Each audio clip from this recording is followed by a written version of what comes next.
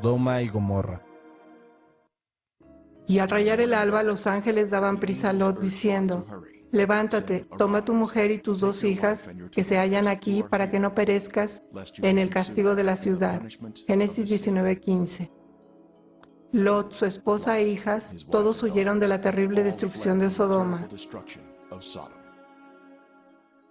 Asimismo, como sucedió en los días de Lot, comían, bebían, compraban, vendían, plantaban, edificaban. Mas el día que Lot salió de Sodoma, llovió del cielo fuego y azufre y los destruyó a todos. Lucas 17:28. Los hombres malvados fueron castigados por el Señor en un juicio divino de fuego. El intenso calor consumió las ciudades malvadas y sus habitantes.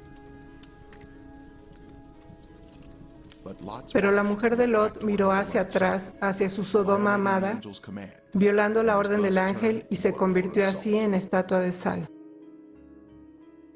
Y si condenó por destrucción a las ciudades de Sodoma y de Gomorra, reduciéndolas a ceniza y poniéndolas de ejemplo a los que habían de vivir impíamente, segunda de Pedro 2:6, este es un ejemplo visible de lo que se menciona aquí. La Biblia nos dice que las ciudades estaban en la llanura del Jordán, Génesis 13:11, que es la zona que rodea el Mar Muerto, y fue una vez una zona hermosa y exuberante. A 1,300 pies bajo el nivel del mar, este es el lugar más bajo en la tierra. Una región muy caliente y desolada que fue maldecida por Dios por los pecados del pueblo. Sodoma, tu hermana, soberbia, saciedad de pan y abundancia de ociosidad tuvieron ella y sus hijas, y no fortaleció la mano del afligido y del menesteroso, y se llenaron de soberbia e hicieron abominación delante de mí. Flavio Josefo, el historiador judío del primer siglo, nos dice: todavía quedan los restos de ese fuego divino, y las huellas de las 5 ciudades están todavía para ser vistas. Un pensamiento popular dice que las ciudades fueron cubiertas más tarde por las aguas del Mar Muerto. Pero si Josefo podía ver las ciudades en su día, entonces también nosotros deberíamos ser capaces de verlas, ya que el nivel del agua en todo caso disminuyó desde su tiempo. Y fue el territorio de los cananeos desde Sidón en dirección a Gerar hasta Gaza, y en dirección de Sodoma, Gomorra, Adma y Seboín hasta Lasa. Génesis 10:19. La descripción bíblica nos dice que las ciudades se extendieron formando una línea a lo largo de la frontera cananea. No estaban agrupadas en una área como algunos pueden pensar. Conociendo por la carretera de la costa del Mar Muerto en Israel, uno puede ver formaciones peculiares que son de un color más claro que el terreno circundante. Estas son las ciudades de la ceniza destruidas por la ira de Dios. Estas ciudades fueron consumidas por llamas intensas, un calor sobrenatural dirigido por la mano de Dios. Hoy hay ceniza que es de color más claro que las montañas y el terreno circundantes.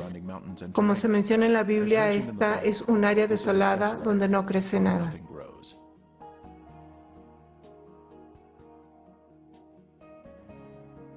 Inspeccionando las formaciones de cerca, uno puede ver las estructuras que contienen elementos hechos por el hombre, tales como ángulos de 90 grados.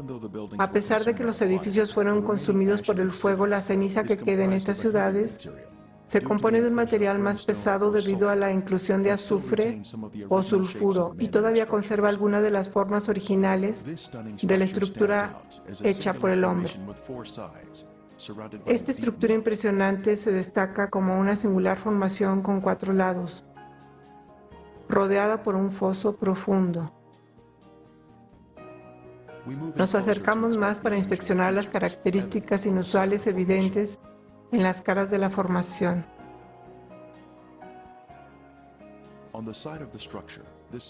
Al lado de la estructura, esta forma de remolino es diferente de cualquier tipo de roca sedimentaria o tierra fija que normalmente contienen, incluso en capas.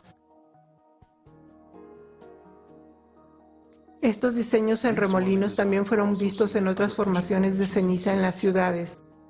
Esto es prueba del calor extremo, hasta 6,000 grados Fahrenheit, donde se produce la ionización térmica cuando los electrones se repelen y atraen, formando estos diseños inusuales arremolinándose. En los días de Lot, esta zona fue un caldero, remolino de muerte y destrucción que hizo llover el Señor desde los cielos.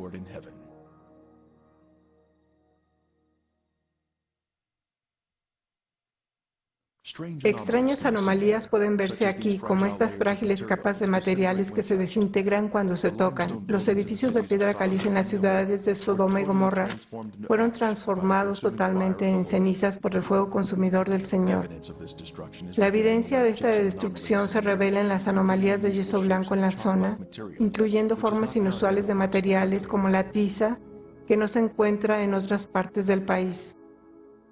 Incluso las capas de material blanco y gris también se pueden ver compuestas por yeso y ceniza. En el tiempo de Elías, en el Monte Carmelo, el Señor envió un fuego sobrecalentado del cielo, consumiendo el altar de piedra y el sacrificio, convirtiéndolos en ceniza. Entonces cayó fuego del Señor y consumió el holocausto, la leña, las piedras y el polvo, y aún lamió el agua que estaba en la zanja. Primera de Reyes 18:38. También se nos dice, porque el Señor tu Dios es fuego consumidor, Dios celoso, Deuteronomio 4:24. Cuando Dios desata un fuego que consume, convertirá la piedra en cenizas. En el perímetro de esta ciudad se puede ver esa esfinge sorprendente que aún hoy sigue en pie. Era un símbolo pagano situado en las afueras de la ciudad y se puso para proteger a los habitantes de cualquier daño. La esfinge permanece sola como una estructura singular con una forma definida. Esta particular esfinge tiene una demarcación evidente entre su base y el suelo debajo de ella, siendo otro signo de una estructura hecha por el hombre, colocada sobre el suelo. Más adelante veremos otra esfinge.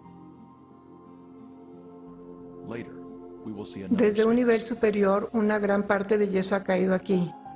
Exhibe claramente las capas alternas de ceniza blanca, que es el sulfato de calcio, la ceniza gris, que es el carbonato de calcio. También podemos encontrar las cenizas sueltas o en polvo, que es bastante grueso, y se han depositado junto a las formaciones. La ceniza está formada por carbonato de calcio y sulfato de calcio, que viene de los edificios de piedra caliza, y el azufre mezclados juntos durante el incendio. En las propias formaciones, un poco de material puede ser suavemente rastrillado de la superficie con el menor contacto.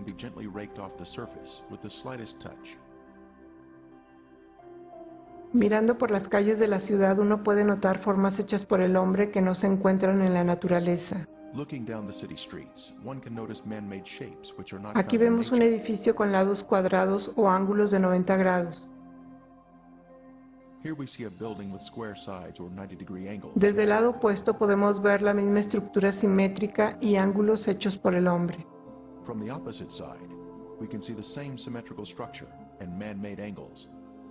Podemos ver los restos de muros que se extendían hacia afuera en ángulos de 90 grados de la estructura principal.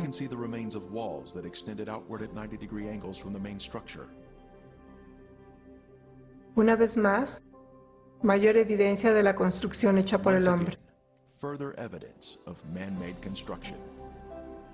Aquí podemos ver ventanas cuadradas que son visibles en las paredes de las estructuras, que nos dan una visión del pasado. En la panorámica de la ciudad en busca de señales de habitantes antiguos, podemos ver en primer plano una torre de diseño cilíndrico situada en el borde de la ciudad. Los restos han sufrido mucho durante 3.500 años, la erosión del viento y la lluvia. Aún así existe aquí la apariencia de las calles y las estructuras hechas por el hombre.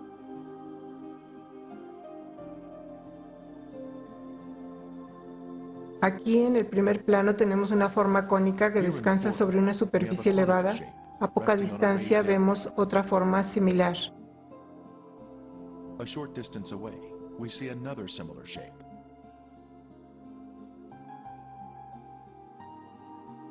Cuando tomamos una vista panorámica de toda la ciudad, podemos ver en la distancia una puerta en forma de arco que presenta una forma simétrica incluso hasta nuestros días.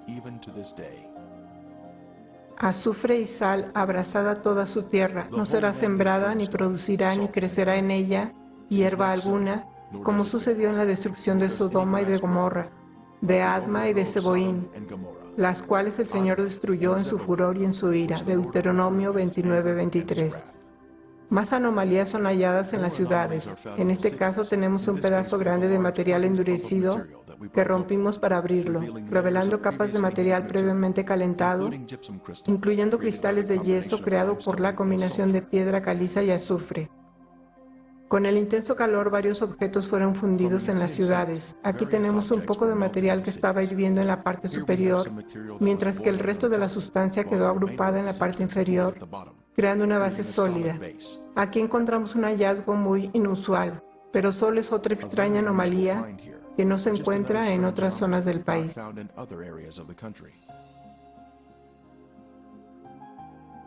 He aquí otro ejemplo de algún tipo de sustancia que fue derretida por el calor extremo que Dios hizo llover desde arriba. Descansando sobre el terreno, encontramos una inusual capa de cristales de yeso. Debajo de los cristales está una capa de yeso blanco, a continuación ceniza gris, todo lo cual fue creado por la gran conflagración de calor que consumió estas ciudades pecadoras a lo largo del Mar Muerto.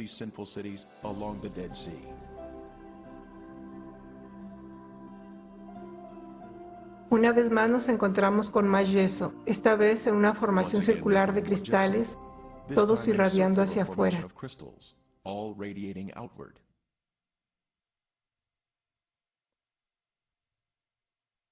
Entonces el Señor hizo llover sobre Sodoma y sobre Gomorra azufre y fuego de parte del Señor desde los cielos. Génesis 19:24.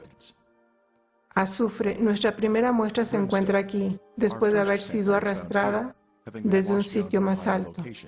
Esta es la marca celestial dejada que demuestra que son los sitios verdaderos de Sodoma y Gomorra. Ron Wyatt fue el descubridor original de estas ciudades en 1989, y ahora él describe el azufre encontrado aquí. Estamos abajo en Sodoma y Gomorra todavía. Justo enfrente de usted podrá ver algunas manchas inusuales, digamos una capa de ceniza. No es piedra, es ceniza. Ahora vamos a movernos para una toma cercana de esto. Y usted puede ver que hay lugares en forma circular.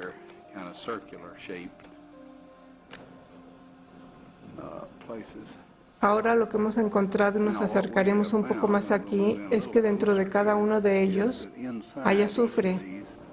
Esto es en la mayoría de ellos, y los que no tienen azufre en ellos. Solo tomamos un montón de azufre y lo ponemos en nuestra bolsa de especímenes. Pero los que no tienen azufre tienen un centro muy negro donde han estado muy calientes. Nos moveremos hacia esto. Todavía hay algo de azufre presente. Y damos marcha atrás lo suficiente para que usted pueda ver lo que estamos haciendo aquí. Y vamos a recolectar esa muestra en una bolsa.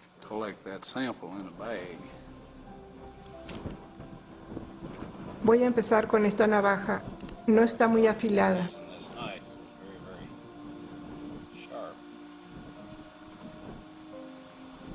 Aquí está. Y hemos recogido un poco más. Y huele y sabe a azufre. La Biblia nos dice que llovió fuego y azufre sobre las ciudades de Sodoma y Gomorra. Lo que se ve frente a usted aquí es el resultado de grandes y pequeños trozos del tamaño, la diversidad de contenido de azufre quemado que ha golpeado.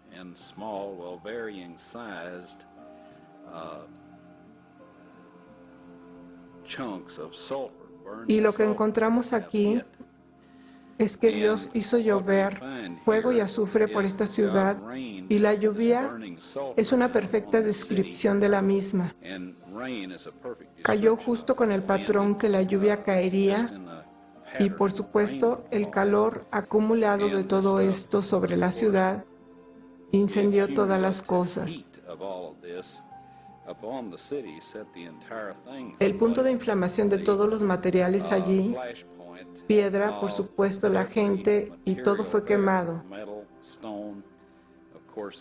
Y este azufre seguía ardiendo y vitrificando el material a su alrededor después de que se había quemado todo y sellándose el mismo con oxígeno.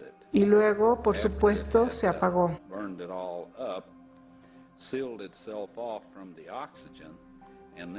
Y en cada una de estas pequeñas cápsulas cristalinas aquí hay un tamaño variable de fragmentos de azufre. Y hay millones de estos en las cenizas que tenemos aquí. Algunos de ellos los hemos agrietado para abrirlos y que pueda usted ver el interior de azufre, y otros los hemos dejado intactos. Pero hay millones de estos aquí. Así que esto demuestra que es verdad, que Dios hizo llover fuego y azufre en estas ciudades. Y si usted busca en el diccionario la palabra azufre, encontrará que es sulfuro. Un pedazo del azufre de las ciudades fue encendido en la noche y pronto hubo una llama azul, hermosa, producida por el azufre quemado. Un aroma muy fuerte de azufre llenó el aire y era abrumador si se inhalaba el humo directamente.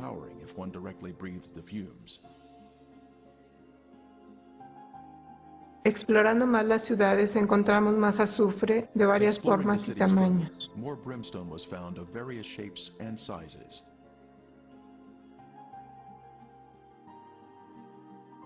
Varias muestras habían sido arrastradas a las áreas de abajo y las añadimos a nuestra creciente colección.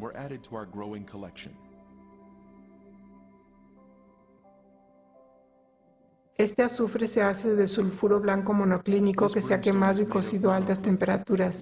Es muy diferente del azufre natural que se forma en áreas geotérmicas. Se llevaron muestras a un laboratorio para su análisis. Cada muestra fue separada cuidadosamente y preparada para la prueba, colocando la parte externa a un lado.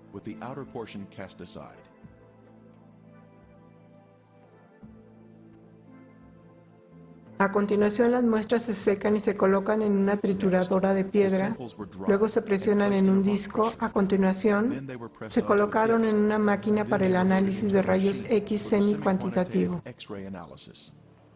Cada muestra fue transportada por separado a la cámara de pruebas para su análisis.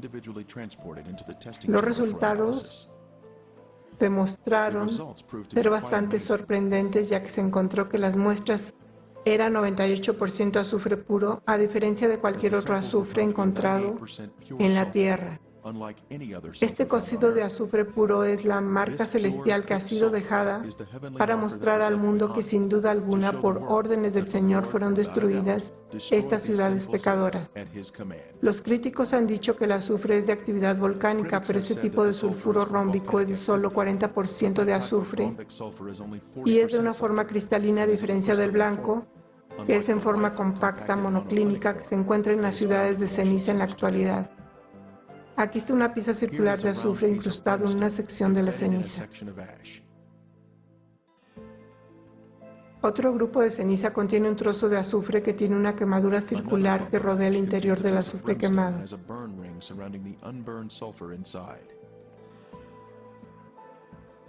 Este montículo de material tiene una tapa que se desprende fácilmente, revelando la pepita redonda de azufre en el interior.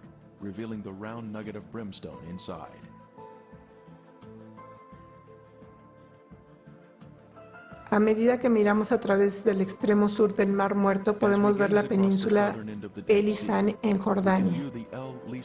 Al parecer, la ciudad de Gomorra se extendía sobre esta península en los días de Lot.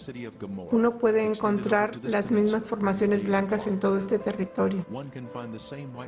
Se ven formaciones de ceniza, incluidas las paredes que se extienden en ángulos de 90 grados. También podemos ver montones de yeso esparcidos por el suelo, como este aquí. También se encuentra azufre en esta área. Aunque parezca increíble, una iglesia de la era bizantina se construyó aquí, como se indica en este letrero, construida aquí porque la zona era conocida por su significado bíblico. Volviendo a lo propio de Gomorra, podemos ver ceniza blanca, las estructuras de culto construidas sobre una acrópolis o lugar alto. Tanto una esfinge y un sigurat se ven aquí, uno al lado del otro, muy parecido a lo que vemos en Egipto en Giza, con la esfinge y las pirámides construidas en las proximidades unas de otras. Al inspeccionar Gomorra, otros visitantes llegaron para ver las formaciones inusuales. La esfinge está hecha de un material blanco, más blanco que la ceniza que la rodea. Tal vez fue construida con elementos más caros y dedicada a sus dioses paganos. La esfinge representa un dios de protección, pero aún él fue consumido en las llamas. Tiene unos 30 pies de largo y es bastante impresionante, tanto en forma como en tamaño. Descansando cerca de ella está el sigurat en forma simétrica y también consta de un material blanco especial.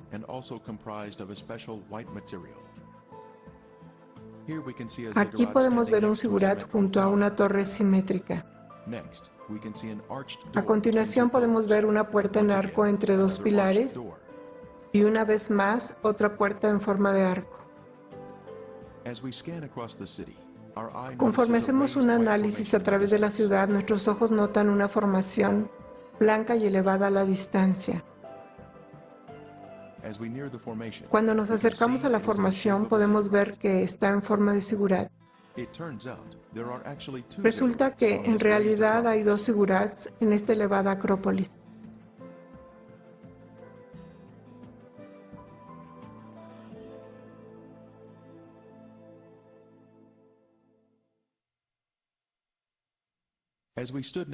Mientras estábamos parados junto a uno de los sigurats, nuestro equipo encontró ejemplares perfectos de azufre fundido, donde se había enfriado el líquido del fuego y azufre, formando un caparazón duro y cristalino en todo el azufre quemado que estaba escondido en su interior.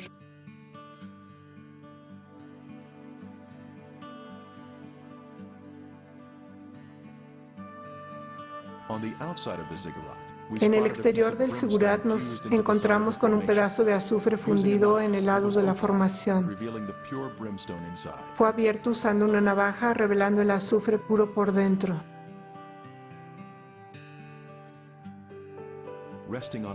Descansando en una saliente del sigurat, vemos otra muestra de azufre que se abrió con navaja, revelando una vez más el interior de azufre puro.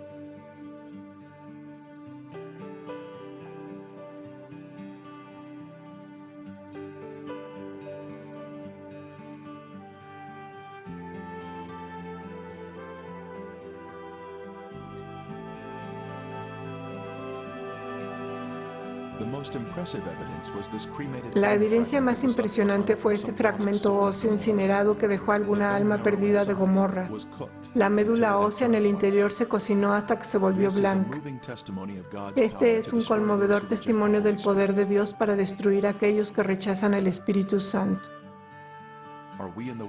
¿Estamos en la voluntad de Dios permitiendo que el Espíritu Santo nos guíe en obediencia?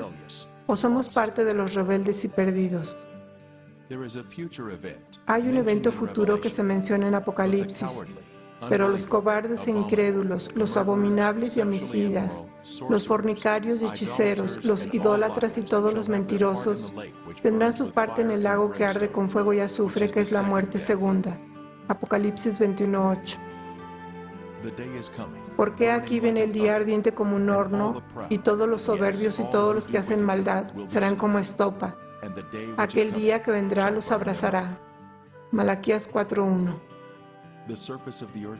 La superficie de la tierra será como un lago de fuego, con todos los pecadores no arrepentidos, siendo consumidos por el fuego y azufre, así como Sodoma y Gomorra fueron destruidas.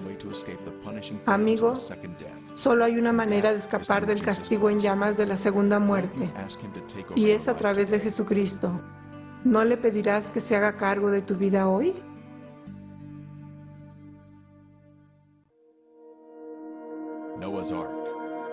El arca de Noé.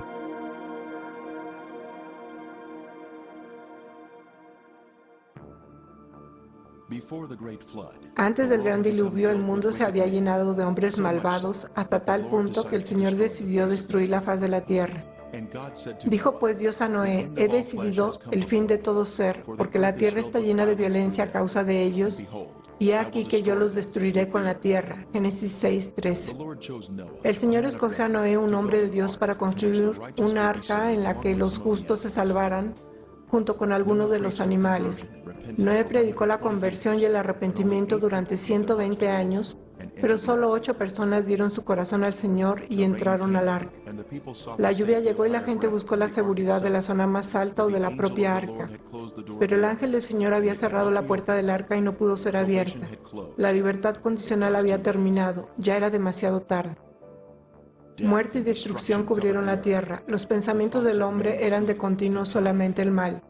Dios extendió una invitación, pero no fue aceptada. Este era un juicio del hombre, algo que la sociedad hoy no quiere tener en cuenta. Fueron rotas todas las fuentes del grande abismo, y las cataratas de los cielos fueron abiertas, y hubo lluvia sobre la tierra 40 días y 40 noches. Génesis 7, 11 y 12. Así fue destruido todo ser que vivía sobre la faz de la tierra. Génesis 7, 23. Dios había salvado a su pueblo por el diluvio, pero ellos pasarían casi un año en el arca, esperando el descenso de las aguas del diluvio y una nueva vida para comenzar. Noé y su familia estaban ansiosos por salir del arca. Noé finalmente supo cuándo era seguro salir. Ofreció un sacrificio al Señor y el Señor puso un arco en el cielo que significaba la promesa de que Él no volvería a destruir la tierra con un diluvio. La Biblia nos dice dónde se posó el arca de Noé. Y reposó el arca sobre los montes de Ararat. Génesis 8:4. Pero, ¿dónde está Ararat? El nombre Ararat, tal como aparece en la Biblia, es equivalente al hebreo de Urartu, antiguo país del sudoeste de Asia mencionado en fuentes asirias a principios del siglo XIII a.C. Esta área incluye partes del este de Turquía, Armenia e Irán. Moisés no estaba hablando de una montaña específica al escribir el Génesis. Estaba hablando de un país, Urartu. Así que la Biblia decía que el arca se detuvo en las montañas del país de Urartu. El este de Turquía, a través del valle del monte Ararat, es el sitio que vamos a visitar. Esta área fue fotografiada por primera vez en un estudio aéreo realizado en 1959 por Francis Gary Powers. Más tarde, el turco Lieutenant Duru Pinar vio el objeto en forma de barco en esas fotografías, por lo que en 1960 un grupo de los Estados Unidos viajó al sitio, pero antes de tiempo llegaron a la conclusión que era solo una formación natural. Ese mismo año, la revista Life ofreció las fotos del sitio. Existe un registro histórico de las antiguas civilizaciones de que el arca de Noé existía. Beroso el Caldeo escribió: se dice que todavía hay cierta parte de este barco en Armenia, en la montaña de la Cordians, y algunas personas se llevan pedazos del betún que le quitan y los usan principalmente como amuletos para alejar los daños. Hoy en día podemos ver un mapa de Turquía y ver este sitio bajo el nombre de Nuum Gemisi, o Gran Barco de Noé. Para hacer el viaje al sitio aterrizamos al lado del gran lago que una vez fue sede de la antigua capital de Urartu, llamada Tushpa, ubicada a lo largo de su orilla. Saliendo por el campo, vemos un volcán extinto al lado del camino que una vez entró en erupción. Cruzando una montaña, pronto damos nuestro primer vistazo al famoso monte Ararat en la distancia. A la sombra de Ararat está la ciudad de Dubai Aziz, que atravesamos rumbo al sitio del Arca de Noé. El monte Ararat es una hermosa montaña con una rica historia de los escaladores de montaña que buscan el arca, pero sin éxito. Cruzando el valle nos detenemos para ver que el gobierno erigió una señalización en la carretera Nuum Gemisi a 5 kilómetros de la montaña. En el primer viaje de Ron Wyatt a la región en 1977, no sabía por dónde empezar a buscar y solo tenía 3 días en la zona, así que él y sus hijos adolescentes oraron para que su taxi se detuviera en las zonas donde ellos necesitaban buscar.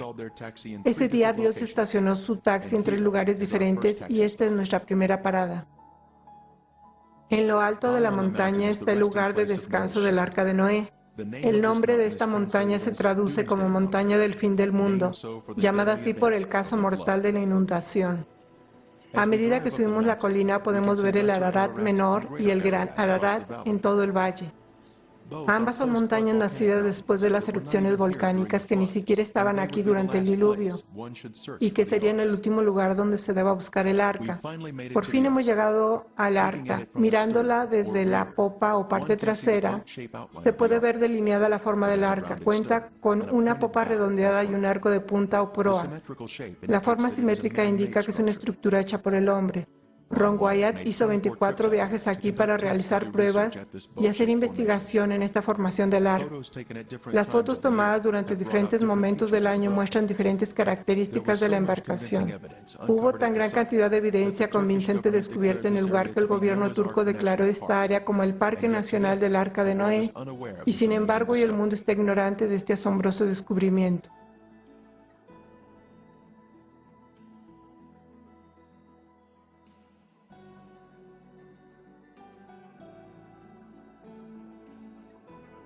Usando Google Earth podemos hacer zoom en el sitio con imágenes de satélite para ver el arca y también el centro de visitantes que fue construido por el gobierno turco.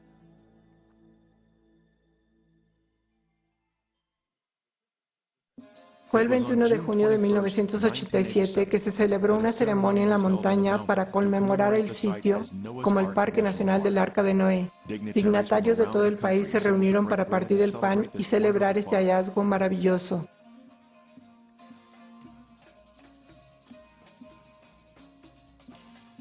El gobernador, los oficiales militares y otros importantes funcionarios estaban participando en una celebración del descubrimiento.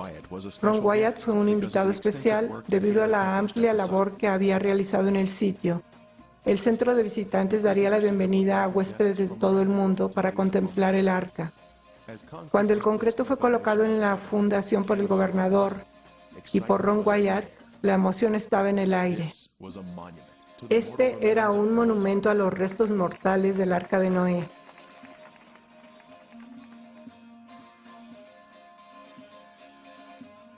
El Arca de Noé habría sido encontrada. Al día siguiente apareció un artículo en el periódico más importante de Turquía anunciando: el gran barco de Noé abierto al turismo. Ahora caminamos hacia el interior del centro de visitantes para ver las pruebas informativas en exhibición. Varios esquemas y fotos están montados para señalar las características importantes del arca.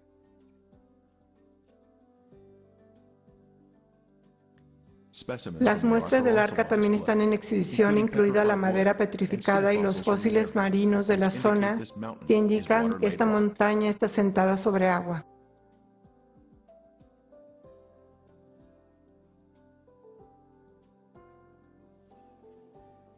Un libro de invitados nos muestra que el sitio está siendo visitado por personas de todo el mundo. Muchos países están representados aquí.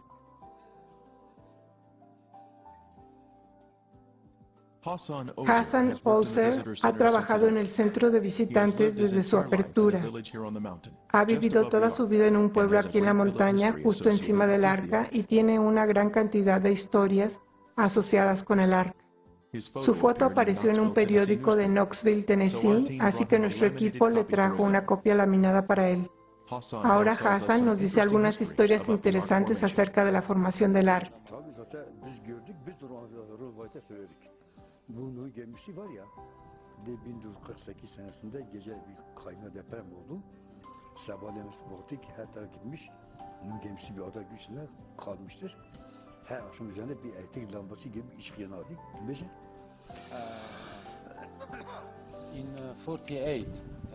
En 1978 hubo un terremoto durante la noche y nos despertamos por la mañana y vimos que la tierra se movió y vimos la forma como de un arca. De ki 1960 yıllarında Türk Hava Kuvvetleri'ne bağlı bir pilot tarafından bunun fotoğrafı çekiyor. Gidiyor Ankara'ya. 1960 yıllarında. 60 yıllarında. Şunlar söyle.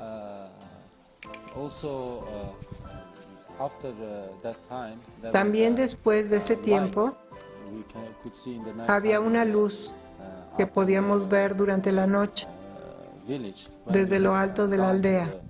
cuando mirábamos hacia abajo al sitio del arca.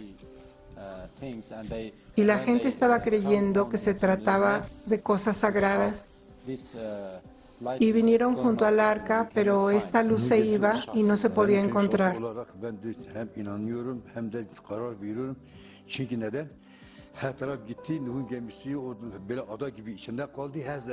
Her akşam üzerinde bir ışık yandı. Sarı, yeşil, kırmızı.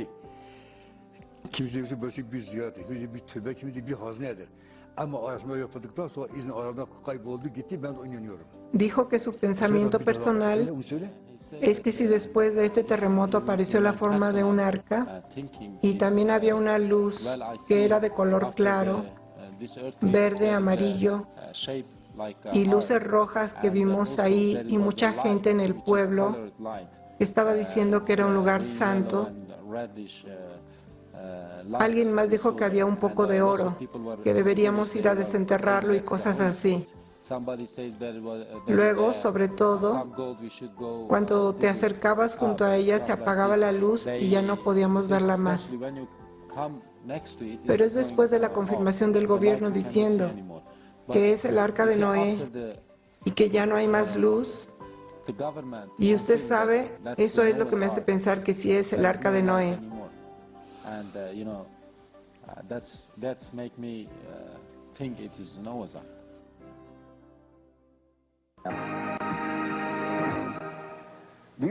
¿Cree usted que el arca de Noé realmente existió? Bueno, la búsqueda se ha estado haciendo desde los tiempos bíblicos y en un momento va a conocer gente que confirma que se ha encontrado el arca. Ahora sabemos que tales afirmaciones se han hecho antes, pero hace unos meses estas personas llegaron al programa 2020 con algunos hallazgos científicos nuevos e intrigantes. Les seguimos a las montañas del este de Turquía y lo que verán es una aventura de bazar, con una serie de personajes poco común. La historia de Tom Gerald da muchas vueltas. Esa es la belleza seductora que los trae aquí, el nevado monte Ararat. Los exploradores buscan el arca allí, ya que es el punto más alto por aquí. Como las aguas retrocedieron, probablemente es donde se habría ido a parar. Pero la Biblia describe las montañas de Ararat, montañas, plural. ¿Es posible que el arca se haya detenido sobre una de las montañas hermanas menores de Ararat? El sitio en forma de barco fue encontrado por primera vez fotografiado por un capitán del ejército turco en 1959. Se exploró de manera rápida y fue descartado como un capricho de la naturaleza. Pero Wyatt, un arqueólogo aficionado, reavivó el interés por él hace unos años. Trajo a Dave Fasold, un experto en salvamento marítimo, para evaluar la misma. El equipo de la montaña del fin del mundo o del juicio final trajo algo de alta tecnología para explorar la antigua leyenda del hombre. Comenzaron a escanear este sitio con un generador de frecuencia molecular. Es un dispositivo utilizado por los cirujanos para localizar los tumores de cáncer y ha sido utilizado por Fasold para encontrar un tesoro bajo el agua. Esta vez el generador de frecuencia molecular empezó a recoger un patrón único de líneas de hierro debajo de la Tierra. Comenzaron a pasar las cintas a lo largo de esas líneas y la forma final esbozada por las cintas era la de un gran barco. La longitud aproximada y el ancho del arca de Noé, como se describe en la Biblia. El campo fascinante de cintas pronto atrajo mayor interés académico. El doctor Juan Baumgartner, un físico del laboratorio Los Álamos, envió las muestras al laboratorio para su análisis y confirmaron que el metal que se rastreó con las cintas era sin duda hierro. Con la anchura y la longitud conocida, la única cuestión pendiente era la profundidad. Al ubicar la profundidad del casco, podrían determinar si el objeto de forma de barco tenía la capacidad de carga que se describe en el arca de la Biblia. Para resolver este problema final, Wyatt y Fasold trajeron al geólogo Tom Fenner a Turquía con el equipo de radar de subsuelo de alta resistencia de su compañía. Un equipo como este localizó la caja negra con la grabación de la cinta de la cabina en el suelo del río Potomac después del accidente de Florida. Supongamos que esta piedra estuviera 1 o 2 pies bajo tierra. ¿Dará una lectura de donde esté? ¿Podría localizarlo? Sí, se puede. ¿Será posible que haya un momento en que te digan que esto es un objeto hecho por el hombre? La simetría de los rasgos sugiere que es un barco. Espero demostrar que la estructura subterránea es en realidad la de un barco. Fue aquí, a varios kilómetros cerca del sitio en forma de barco, que un juego de espera comenzó para Fenner y los demás. El equipo necesita un último avance del gobierno turco para completar su investigación de las montañas del fin del mundo. De todos modos, vamos a aguantar la respiración como por debajo del agua hasta que no quede nada. Aguanta la respiración como por debajo del agua. El gobierno turco detuvo la exploración y ¿ahora qué? Desde que estuvimos ahí, Bárbara, las cosas se han enfriado y han enviado a su propio equipo de científicos para echar un vistazo a este sitio. Es un lugar fascinante. Un radar penetrante de tierra fue utilizado en la formación para ver lo que hay dentro. Las reflexiones crearon una imagen de madera subterránea. Este diagrama nos muestra algunos de los principales elementos estructurales del arca, incluidos los patrones paralelos y repetitivos, lo que indica un sitio hecho por el hombre. En efecto, hay algo debajo de esa roca además de roca, un dispositivo de radar desarrollado por los sistemas de prospección geofísica en el Hudson fue utilizado en la montaña. El dispositivo llamado SIR es utilizado por las empresas de exploración de energía para analizar lo que está debajo de la superficie de la Tierra. De acuerdo a SIR, algo hecho por la mano del hombre está debajo del monte Aredov. Este dato no representa la geología natural, se trata de una estructura fabricada. Estas reflexiones se producen muy periódicas, demasiado periódicas para ser interfaces al azar de tipo natural. En comparación con un portaaviones de 1000 pies de largo, podemos ver que el arca es bastante grande. El arca era un buque de alta tecnología que fue diseñada para sobrevivir a una inundación catastrófica que destruiría la superficie de la Tierra. Completo con una quilla sobre quillas y anclas de piedra, era una verdadera obra de arte diseñada para salvar a la raza humana de la aniquilación. La Biblia nos dice que el arca era de 300 codos de largo. La formación del arca ha sido medida siendo de 515 pies de largo, que son exactamente 300 codos egipcios. Moisés, al escribir el relato del Génesis, se habría acostumbrado a usar el codo egipcio más largo de 20,6 pulgadas. La Biblia menciona un codo antiguo, codos de acuerdo a la antigua medida. Segunda de Crónicas 3:3. Esto hace referencia al codo egipcio que se dividió en 28 dígitos que componen la barra de codo. Muchos siglos más tarde, el codo hebreo de 18 pulgadas fue desarrollado e implementado. En el informe a Megiddo, en Israel, las puertas de Salomón pueden ser medidas en exactamente 6 codos egipcios, mostrando mayor evidencia de su uso más temprano. Uno puede ver fácilmente las costillas de madera cerca de la popa en el lado de estribor del arca. Esto fue parte de la superestructura del arca, al igual que los buques que se construyen hoy en día. Tablas horizontales habrían sido agregadas a estos nervios verticales. Aquí podemos ver fisuras verticales entre las costillas. Estas costillas corren perpendiculares al lodo alrededor de la estructura que indican una vez más una construcción hecha por el hombre. Los niños de las aldeas locales nos saludan cuando echamos un vistazo a la cara de estribor del arca que se curva hacia arriba hacia la parte frontal del arca. Este lado está predominantemente enterrado en el suelo. La parte exterior del arca, o el frente, está justo delante de nosotros, y luego exploramos por el lado de estribor para ver la parte superior de las costillas de madera.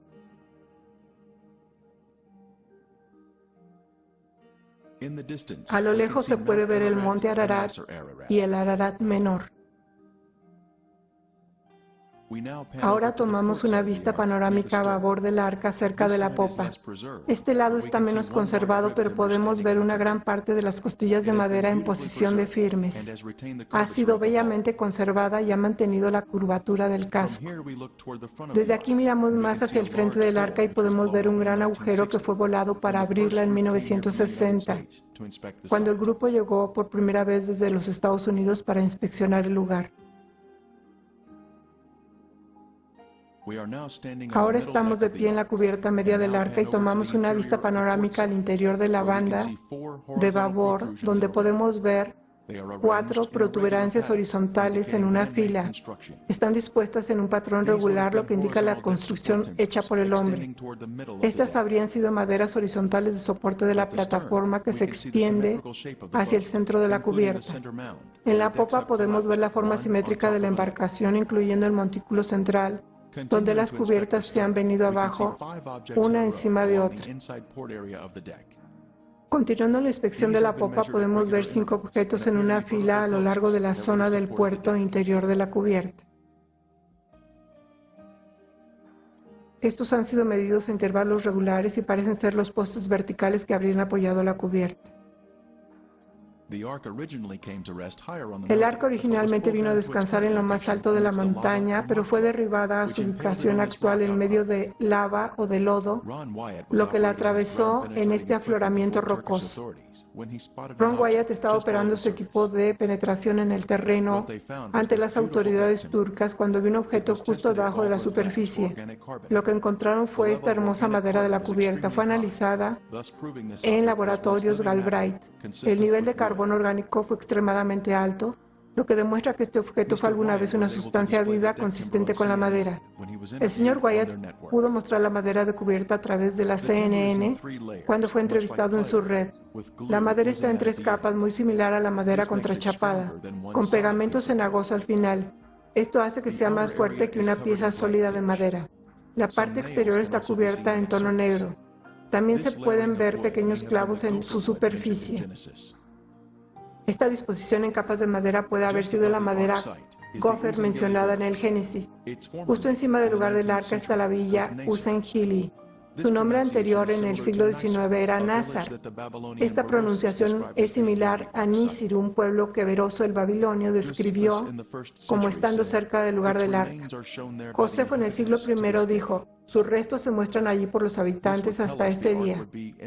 Esto nos diría que el arca estaría en un lugar accesible. Estos pobladores locales habrían tenido un comercio turístico, alojando a los visitantes del arca. Los visitantes del arca habrían pasado la noche aquí y habrían comprado souvenirs en el pueblo. Evidencia de esto fue descubierta en el año 2000 cuando un arqueólogo encontró este tiesto a 20 metros del arca.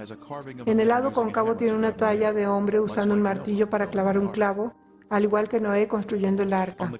En el lado convexo, un dibujo en tinta antigua muestra a un hombre liberando aves, coincidiendo con el relato bíblico de Noé liberando un cuervo y una paloma. Esta es solo otra pieza de la asombrosa evidencia encontrada aquí en el sitio del arca. Usando equipos de radar, Ron Wyatt descubrió una cavidad abierta en el lado de estribor del arca. Utilizando una técnica de perforación de base, fue capaz de ganar acceso al interior del arca. Pruebas impresionantes fueron sacadas del vientre de la nave.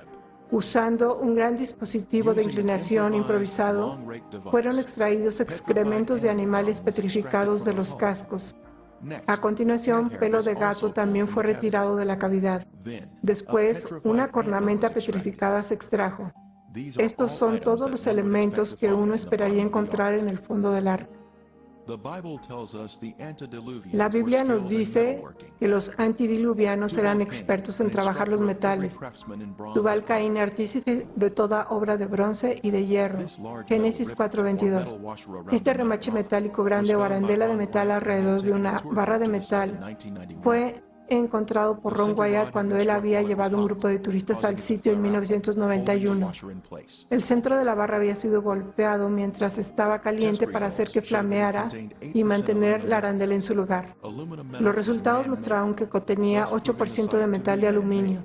El metal de aluminio es hecho por el hombre, lo que demuestra que el sitio fue hecho por el hombre.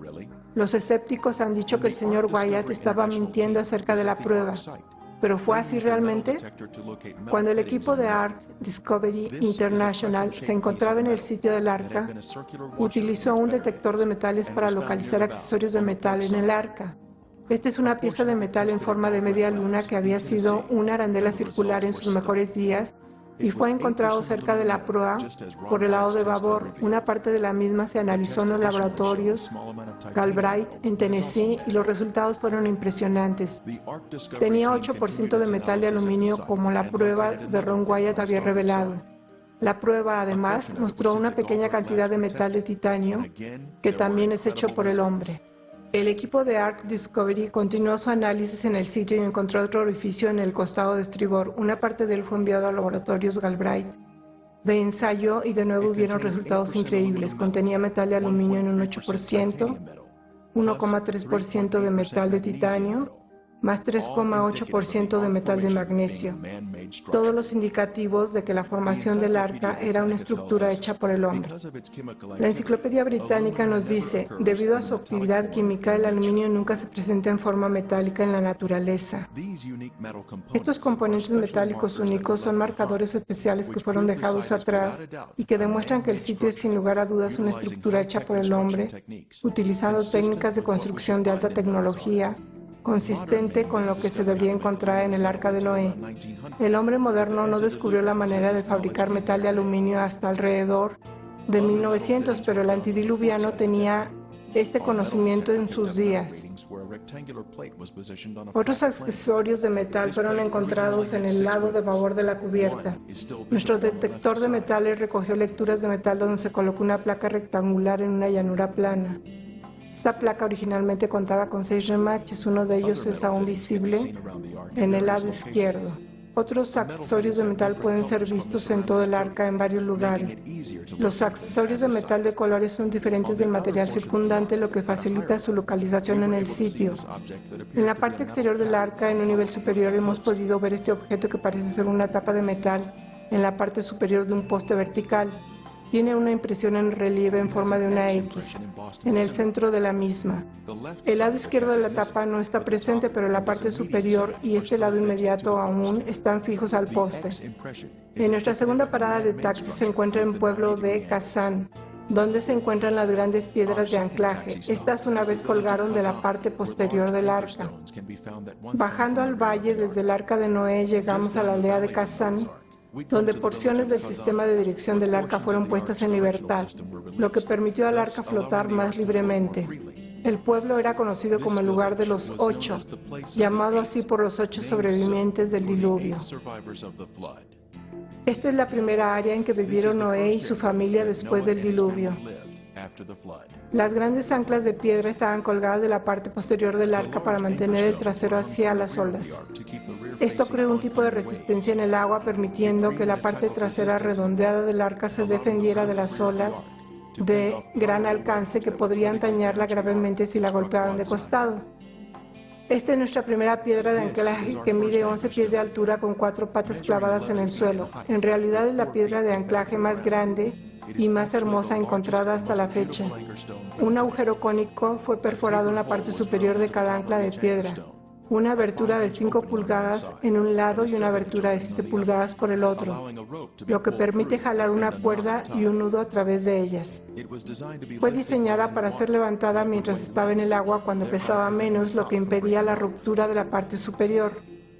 La característica más llamativa son las cruces que se han grabado en el ancla de piedra. Los primeros cristianos llegaron a esta área y reconocieron estos objetos como artículos bíblicos del arca. Ellos grabaron las cruces talladas en estas piedras de anclaje en representación de Noé y su familia.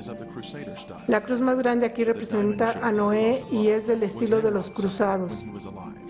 La forma de diamante con una cruz encima era signo de Nimrod, cuando él estaba vivo. El diamante representa el arca que se atribuyó, y a continuación la línea vertical es el camino al cielo con el travesaño que representa el cielo. Los egipcios tenían una adaptación de este símbolo llamado Ankh. Pequeñas piedras de anclaje o de arrastre se pueden encontrar cerca del Mediterráneo. Esta es una de las más grandes que usted verá siempre fuera de la zona del Arca de Noé. El ancla de piedra a un lado se encuentra parcialmente enterrada en el suelo con 5 cruces. La cruz mayor representa a Noé, la inmediata inferior a la esposa de Noé. A continuación, las más pequeñas son los 3 hijos de Noé.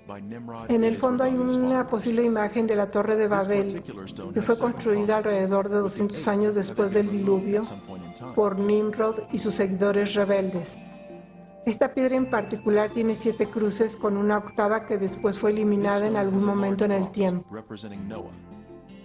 Esta piedra tiene una gran cruz que representa a Noé. La cruz más pequeña a un lado, en la parte inferior izquierda, es la señora de Noé. Las 3 cruces al lado más pequeñas representan a los 3 hijos. A continuación, las 3 más pequeñas representan a las esposas de los hijos. Esta piedra no tiene ningún tipo de tallas, pero tiene un orificio perforado en la parte superior. Otras piedras han sido encontradas enterradas, pero no tienen inscripciones. Esta piedra tenía un agujero perforado en el lado izquierdo. Después a la derecha podemos ver antiguas inscripciones en un idioma desconocido. Vándalos han roto esta piedra donde se aprecia el agujero que una vez estuvo en la parte superior. En esta piedra también han sido talladas cruces. Fuera de la aldea de Kazán está un objeto de gran tamaño que tiene el aspecto de corteza de árbol petrificado y de características especiales. Por lo que sabemos, no hay otra cosa como esta en ningún lugar. Cuenta con cruces que están muy débilmente esculpidas. Tenemos una grande aquí, tenemos una pequeña aquí mismo, una aquí, y es cada vez más difícil verlas cada año. ¿Y esto es madera petrificada? Sí, Ron dijo que pensaba que era la corteza de árboles petrificados. Se ve un poco como corteza de pino. Suena como el metal. Esto no es un ancla de piedra. Ron teorizó que esto podría haber sido la cubierta o parte de la cubierta. ¿Se acuerdan un momento en el Génesis que dice, y quitó Noé la cubierta del arca y miró, o tiró la cubierta? Por supuesto que es solo especulación, no tenemos ninguna manera de saberlo con seguridad. Pero esto es una cosa bastante singular. Tiene la apariencia y la textura de una especie de corteza, pero sabes que es de piedra. Tiene un sonido hueco, suena como el metal, tiene resonancia armónica. Sí, tiene usted razón. ¿Cuántas piedras sabe usted que hacen eso? Creo que hay 8 cruces en ella. Hemos sido capaces de encontrar 7. Creo que hay una octava aquí arriba.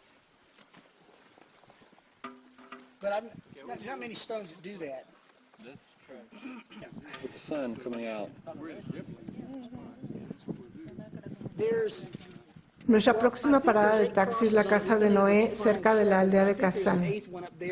Esta foto fue tomada en 1977 por Ron Wyatt, que muestra las paredes de la casa de Noé. Desde entonces todos los muros han sido derribados por los buscadores de tesoros locales. En el jardín del frente estaba esta gran lápida. En la lápida había un dibujo de 8 personas y un bote sobre una ola. La segunda persona grande estaba mirando hacia abajo con los ojos cerrados. Esto indica que se trataba de la lápida de la tumba de la esposa de Noé. Después que el señor Wyatt mostró este hecho a alguien, esa persona más tarde contrató a otros para exhumar el sarcófago de 18 pies de la señora de Noé.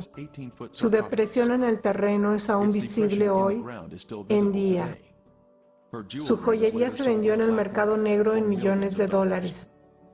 En la ampliación hacia afuera de la casa de Noé están estas cercas de piedra antigua para contener los animales.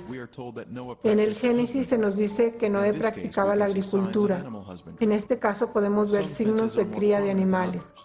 Algunas cercas son más prominentes que otras, pero todas ellas están en línea recta. Puesta arriba detrás de la casa de Noé está este gran altar que él habría utilizado para sacrificar animales al Señor. Tiene aproximadamente unos 10 pies de diámetro y tiene una forma de cubo.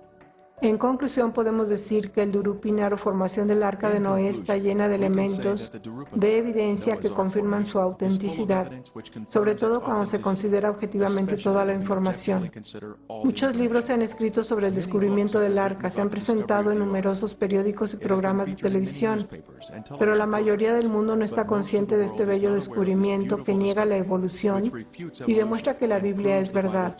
En el tiempo de Dios, Él lo revelará a toda la humanidad.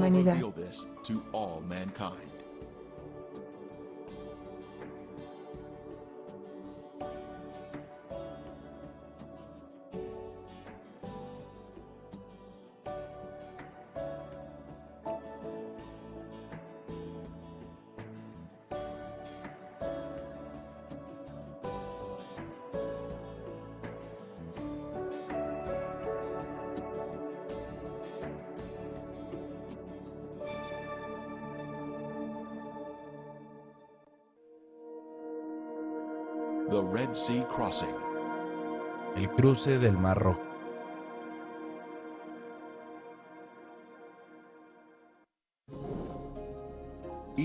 Egipto está impregnado de una gran historia de la ciencia antigua, la tecnología y hermosas estructuras, pero ¿existe evidencia de que los hijos de Israel hayan vivido alguna vez aquí en Egipto? Hace muchos años esta gran piedra fue descubierta en la primera catarata del Nilo en la isla Elefantina.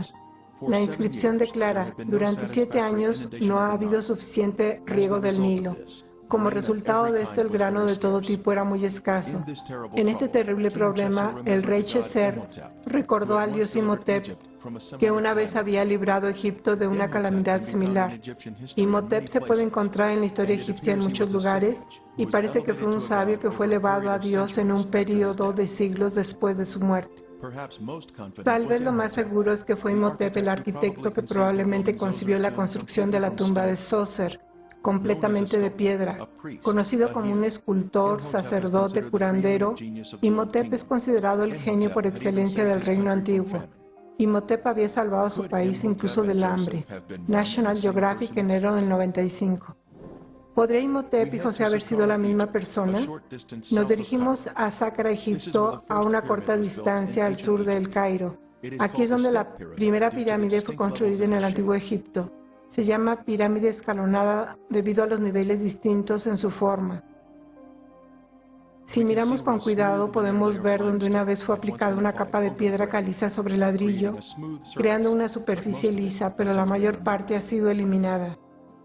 Aquí es donde encontramos la estatua del faraón Zoser bajo el cual sirvió Imhotep. Fue sobre la base de esta estatua de Zoser que Imhotep fue mencionado como un hombre, no como un dios. Él fue el primero después del rey, con su dibujo mostrado aquí. En el complejo de edificios, la sala principal es de importancia para nosotros. Fue aquí y en otros lugares de Egipto que José salvó a su país de la hambruna. Y entonces respondió José a Faraón: he aquí vienen 7 años de gran abundancia en toda la tierra de Egipto, y tras ellos seguirán 7 años de hambre, y toda la abundancia será olvidada en la tierra de Egipto, y el hambre consumirá la tierra. En los días de José, cuando uno entraba al edificio, caminaban por este pasillo para comprar grano. Habrían muchos cajeros disponibles para los clientes de varios idiomas para comerciar los tan necesarios alimentos. Y el hambre estaba por toda la extensión del país. Entonces abrió José todo granero donde había y vendía a los egipcios. Génesis 41:56. Al salir del pasillo por la parte trasera vemos sobre un costado una serie de estructuras profundas donde el grano se almacenó bajo tierra durante los 7 años de abundancia. Después, durante los 7 años siguientes, fue vendido a los egipcios y a los visitantes de otros países. Un sistema de silos subterráneos verticales crea un ambiente más fresco para el grano almacenar. Este fue el diseño del genio José. Cuando se sacaba grano del almacén, el primer grano era subido a través de esta larga escalera que desciende.